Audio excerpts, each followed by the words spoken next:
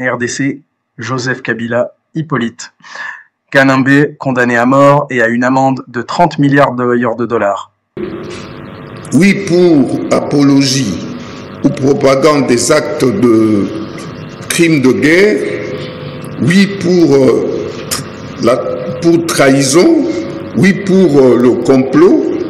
Oui pour l'organisation d'un mouvement insurrectionnel.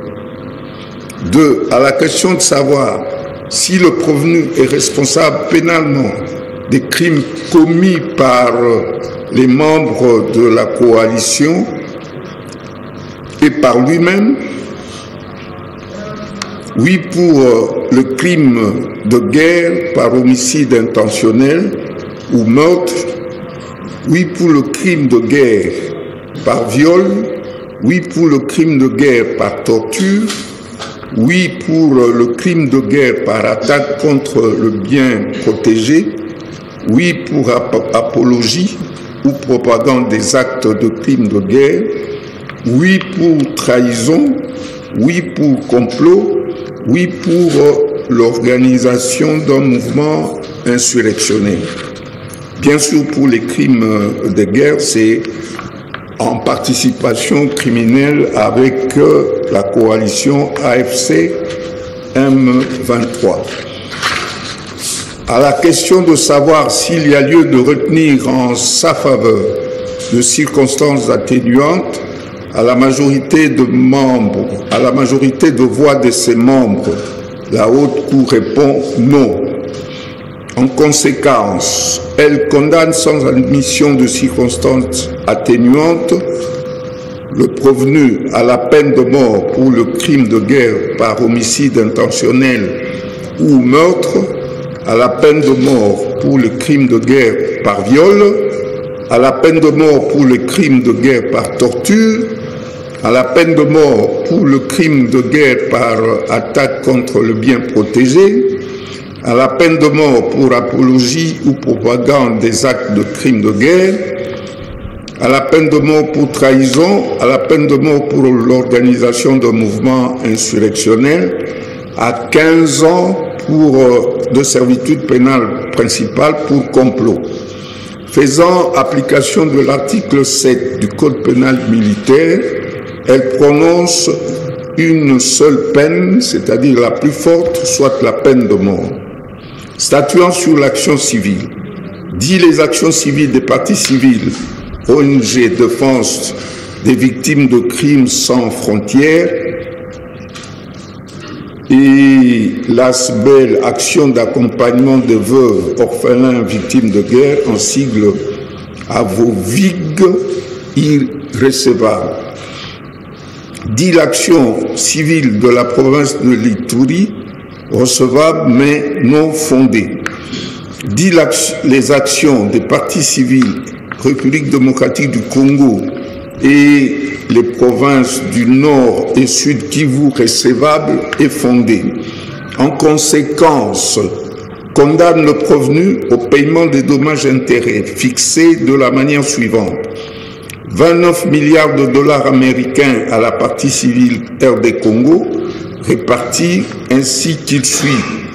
Pour le préjudice moral, 5 milliards de dollars. Pour le préjudice écologique, 5 milliards de dollars américains, bien sûr. Pour le manque à gagner, 5 milliards de dollars américains. Pour les dépenses engagées pour la défense, 9 milliards de dollars américains. Pour les destructions des écoles et autres infrastructures, 5 milliards de dollars américains. Condamne également le prévenu au paiement de dommages-intérêts fixés à 2 milliards de dollars américains à la partie civile province du Nord Kivu pour tous les préjudices subis et à 2 milliards de dollars américains à la partie civile sud Kivu pour les mêmes préjudices. Enfin, condamne le prévenu au paiement des frais d'instance à tarifer par le greffier, payable dans le délai de 15 jours ou à 6 mois de contrainte par corps, à défaut de paiement dans le délai ainsi imparti, ordonne son arrestation immédiate. Ainsi arrêté et prononcé en audience publique de ce jour à laquelle ont siégé le lieutenant-général Mutombo Katala Etienne de Joseph, premier président, le général de brigade Nzaou Keba Jean-Claude, c'est Jean-Claude ou Joseph? Jean-Claude, rapporteur, le général-major Bombele Lola Camille, juge assesseur, l'amiral Kuyandi Lukombo Emery, juge assesseur, le commissaire divisionnaire Amatou, juge assesseur. Avec la présence constante au débat de l'officier du ministère public représenté par le lieutenant général Dikoulia Bakoumi Jean-Luc, Lucien René plutôt, auditeur général près la haute cour militaire, et l'assistance du colonel Ngaloula Jeanne Françoise, greffier du siège, arme au pied.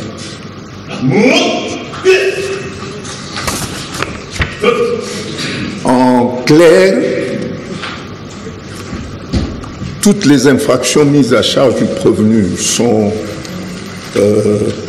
déclarées établies, et pour ce faire, on l'a condamné à toutes ces peines que je viens de citer, mais comme le code judiciaire militaire demande à ce qu'on prononce la peine la plus forte, c'est ainsi qu'on a condamné à la peine de mort et au paiement de tous ces dommages et intérêts que j'ai cités tout à l'heure.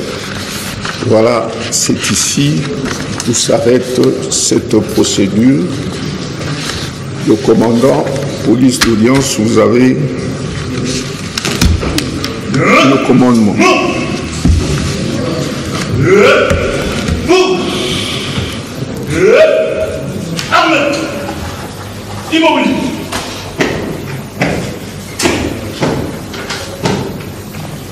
Monsieur le Premier Président de la haute cour militaire, bon général, l'audience de ce jour est levée. Arme au pied, l'audience est levée. À mon tour, mon général.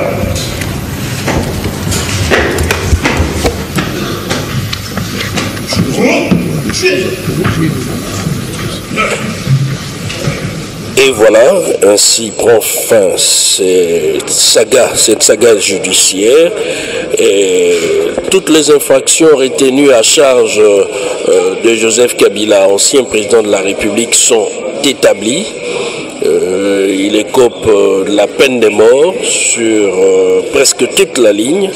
Ajoutez à cela des peines connexes, notamment celles liées aux dommages et intérêts à verser auprès des victimes. C'est en termes de milliards. La lecture vient d'être faite et c'est le verdict qui sonne la fin de ce procès inédit qui a vu l'ancien président Joseph Kabila à la barre. On a les verdicts Orly, donc c'est pour dire que rien ne sera plus comme avant. Il y a un changement radical des paradigmes. L'impunité se conjugue désormais dans le passé, et maintenant c'est la justice qui joue son rôle. Effectivement, Cédric Kenina, donc l'ère de l'impunité est révolue. Et la justice congolaise aujourd'hui agit avec rigueur et joue pleinement son rôle. Et nous avons remarqué que toutes les infractions à charge de Joseph Kabila sont déclarées établies. La haute cour militaire a déclaré toutes les infractions établies. Et pour toutes ces infractions, Joseph Kabila a été condamné à la peine de mort, à l'exception de l'infraction de complot pour laquelle il a écopé de 15 ans de service. I've been riding this trail a long time. La République démocratique du Congo entretient des coopérations judiciaires. Donc, ça en est fini. C'est-à-dire que Nina, la justice a dit son dernier mot. Son dernier mot, Orly, donc c'est l'épilogue d'une saga judiciaire très suivie, que ce soit au niveau local en interne, que ce soit à l'international. Vous voyez le nombre de caméras et micros autour des avocats pour avoir leur impression. Cela dénote de l'intérêt que ces procès a ou avait, parce que c'est déjà la fin. Mami Mambweni, la conclusion, c'est déjà le verdict. Matondo mingi Kenny na Cédric na bandi bobuti kolanda etumbu euti kopesa mayaliwa na Joseph Kabila Kabange lelo nde bakati likambo liye pona libela enge bene na makambo nyonso oyo bafundaki ye makambo nyonso oyo asali au kati ekolo Congo démocratique bongo bapesi etumbu ya liwa etumbu ena ekolandama esika insoye azwami ezala na etuka ekolo Congo démocratique ezala pena bikolo oyo bazalaka na bobembani na ekolo Congo démocratique bakokanga ye bakotia ye maboko pe etumbu ya liwa epesameli kolongola etumbu ya liwa ezali pe na lomando oyo basengi na ye ya ba milliard ebele ya mofolo mo dollar yango ya kofuta yango na bato banso oyo asalaki mabe na bato baye wana akopesa mosolo moike pe na kati ekolo Congo démocratique mosolo mona ezali na ba milliard ya mosolo mo dollar lelonde likambo likatami bana nsombe ekolo Congo démocratique bazalaki kozela likambo likosuka lolenge kani kasi yango ekatami lelo te baite mibeko ezali mibeko esengeli pe na baye oyo batikali baye bana kozwa mayele moto nyonso oyo akosala mbeba ya kosima mandoki ya koboma bandeko ya ekolo Congo démocratique ezali na etumbu monene oyo kopesama yango epesa mayele na ba oyo batikali ete makambo ya lolenge loye esalama lisusu soki mokete o mabele ma République démocratique ya Congo. Cédric Kenina. Et voilà, c'en est fini. Nous allons rendre l'antenne au studio. Merci à la grande équipe et merci à Papingi Namao qui était à la réalisation de ces grands moments. La toute dernière audience dans l'affaire Joseph Kabila Kabange qui vient d'être condamné à mort à plusieurs peines et à des amendes, à des fortes amendes. En termes de réparation pour les préjudices causés, que ce soit à la République ou encore aux provinces qui se sont constituées partie civile. Merci de nous avoir suivis. Et studio, vous avez l'antenne. République démocratique du Congo, où un verdict sans précédent vient de tomber, Joseph Kabila, alias Hippolyte Kanambe, a été condamné à mort, frappé d'une amende de 30 milliards de dollars et de réparations colossales pour crimes et trahison. Cette décision marque un tournant politique et judiciaire majeur, non seulement pour la RDC, mais aussi pour l'ensemble de la région des Grands Lacs. Derrière ce choc juridique se dessine une analyse plus profonde, celle des rapports de force entre institutions, populations et puissances étrangères. Aujourd'hui, nous allons plonger ensemble dans cette actualité brûlante, comprendre ses racines, ses implications et les bouleversements qu'elle annonce pour l'avenir du Congo et du continent. Chers auditeurs, merci de nous rejoindre sur Africa Flashes. Ce mardi 30 septembre 2025 restera gravé dans la mémoire collective des Congolais. La justice congolaise a prononcé une sentence qui aurait paru impensable il y a encore quelques années. Joseph Kabila, celui qui a dirigé la RDC pendant 18 ans, a été condamné à mort pour trahison suprême, fraude constitutionnelle et crimes économiques massifs. Reconnu coupable d'avoir usurpé le pouvoir en renonçant frauduleusement à sa nationalité rwandaise, il est désormais frappé non seulement par la confiscation totale de ses biens, mais également par une amende astronomique de 30 milliards de dollars. Somme équivalente à plusieurs budgets annuels de l'État congolais. À cela s'ajoutent 2 milliards de dollars de réparation pour le Nord Kivu et la ville d'Iziro, territoire durement éprouvé par des décennies de violence et de marginalisation. Ce verdict n'est pas seulement un événement judiciaire, c'est un séisme politique, un signal fort lancé par un État qui, pour la première fois depuis son indépendance, ose juger l'un de ses anciens dirigeants pour les crimes les plus graves. C'est une rupture avec une tradition africaine d'impunité où les ex-chefs d'État, souvent compromis, échappaient à la justice et trouvaient refuge dans l'exil ou la protection de leurs réseaux internationaux. Aujourd'hui, la RDC s'inscrit dans une nouvelle dynamique, celle d'une justice qui veut s'affirmer comme instrument de souveraineté nationale et de réconciliation historique. Mais au-delà du symbole, il faut comprendre ce que ce procès signifie dans les rapports de force internes et internationaux. Car Kabila n'était pas seulement un ancien président, il était l'héritier d'un système, d'un réseau complexe tissé autour des intérêts miniers, des complicités étrangères, des alliances militaires et des trahisons politiques. Sa chute judiciaire marque peut-être l'effondrement d'un édifice de pouvoir qui aura façonné 2 décennies de l'histoire congolaise. En condamnant Kabila, c'est aussi ce système que la RDC tente de liquider. Mais la question demeure, est-ce possible dans un contexte où ces réseaux restent puissants et où les puissances étrangères, du Rwanda aux grandes multinationales occidentales et asiatiques, continuent de tirer les ficelles de la tragédie congolaise? Dans cette analyse, nous allons examiner en profondeur les implications de ce verdict historique. D'abord, nous reviendront sur la genèse du dossier Kabila, en retraçant les accusations qui ont mené à sa condamnation et les preuves qui ont été retenues par la justice congolaise. Ensuite, nous analyserons la portée symbolique et politique de ce jugement. Que signifie condamner à mort un ancien président en exercice pendant presque 2 décennies?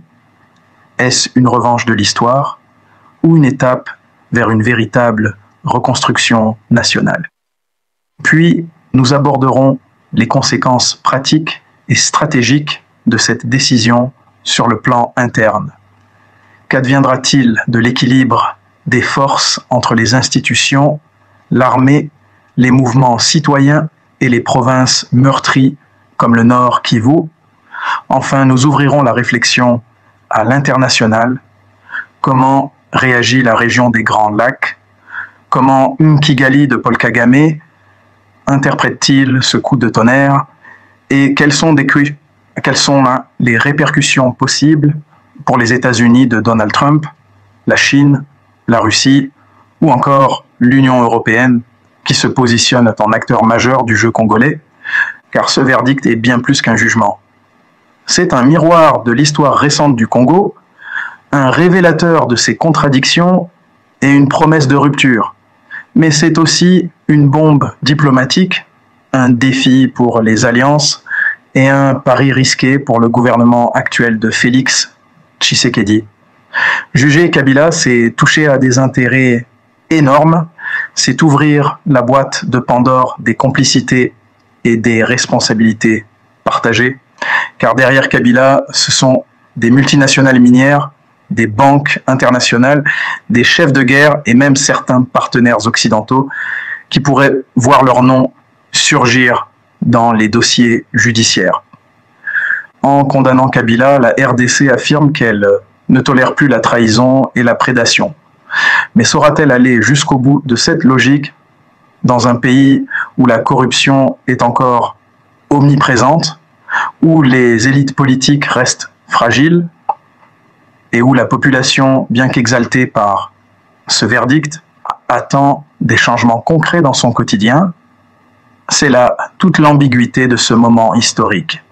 La justice frappe fort, mais la reconstruction reste un chemin ardu. Ainsi commence notre plongée dans l'analyse de cette décision historique. Nous allons décortiquer, contextualiser et projeter l'avenir possible d'une RDC qui semble enfin vouloir solder ses comptes avec un passé lourd de crimes et de compromissions.